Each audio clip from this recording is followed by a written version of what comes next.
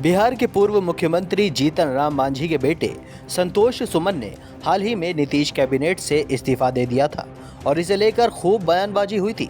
इसके बाद कहा यह जा रहा था कि बिहार की सियासत में बड़ी उलटफेर हो सकती है।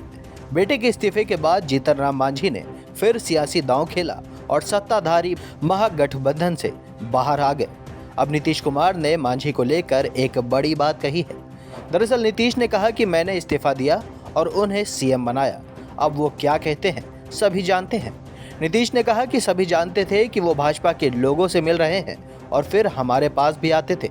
जब मैंने उनसे कहा कि या तो अपनी पार्टी को हमारे साथ विलय करें या अलग करें, तो उन्होंने महागठबंधन से ही अलग होने का फैसला कर लिया।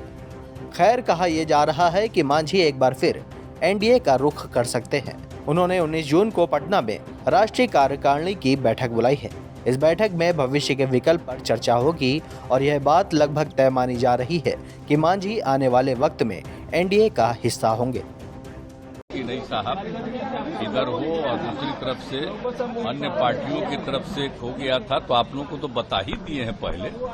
तो हम लोग फिर अलग हो गए, तो उसी में वो चूंकि बीजेपी के लोगों की इच्छा थी कि उनको आप अपने साथ करके अपने शेयर का उनको दे दीजिए टिकट, वो दे दिए थे। लेकिन वो जो थे जीतन मांझी, तो आपको मालूम नहीं जी, हम रिजाइन कर दिए थे। आपको याद है ना 14 की कहानी, लोकसभा के चुनाव के बाद, और हमने अपनी जगह उस व्यक्ति को बना दिया। अब वो अभी क्या बोलते रहते हैं उनको नहीं पता है। पार्टी का कोई नहीं चाह रहा था कि आप छोड़िए, तो हम छोड़ के उस आदमी को और कोई दूसरा नहीं नाम दिया था। हमने इसलिए सोचा कि हम हटेंगे तो हम एक शेड्यूल कास्ट को बनाएंगे, तो ये हम कर दिए थे। और उसका तो उनका ठीक रूप नहीं था, तो 2 ही महीना के बाद पार्टी का लोग, तो हम शुरू में नहीं माने, बाद में हम स्वीकार कर लिए कि कई लोगों को हटा दिया, तो फिर हम लोग आ गए इधर। अब बाद में फिर जब ये आए तो कह के रहेंगे, तो हमने कहा कि भाई इतना ज्यादा आप लोगों का काम किया, तो अभी मीटिंग होने वाली है हम लोगों की, आप जानते हैं ना, विरोधी दलों की। यहाँ पर वो जब थे तो वो भी चाहते थे कि वो मीटिंगवा में हम रहें। तो एक बात सबको मालूम था कि जहां कहीं भी वो बीजेपी के लोगों से मिल रहे थे, आप मिल करके फिर हमारे यहां भी आकर के कहते थे ये हुआ, तो हम तो जान ही रहे थे सब बात। तो हमने एक बार कह दिया, और जब मेरे पास मिलने आए तब भी हमने कह दिया कि या तो आपको इतना ज्यादा हमने बनाया, कोई दूसरा नहीं बनाया, या तो अपनी पार्टी को मर्ज करिए, और नहीं तो अलग होना है तो अलग हो जाइए। तो मर्ज नहीं किए, कहा कि ठीक है तो हम अलग हो जाते हैं। अलग हो गए, ठीक ही हुआ। तो उसी का देखिए जरूरी था।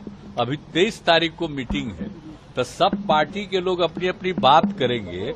अगर ये लोग अंदर रहते तो जो कुछ भी बोलता वो सब बीजेपी को खबर होती। तो इसीलिए आप समझ लीजिए कि ये पहले ही किया, आप लोग जान लीजिए।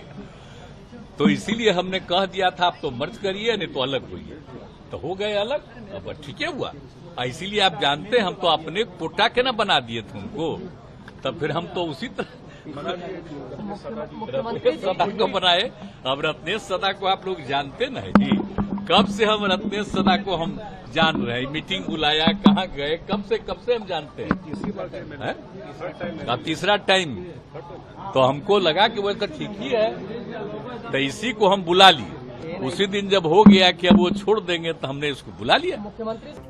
Bureau report, Dastak times.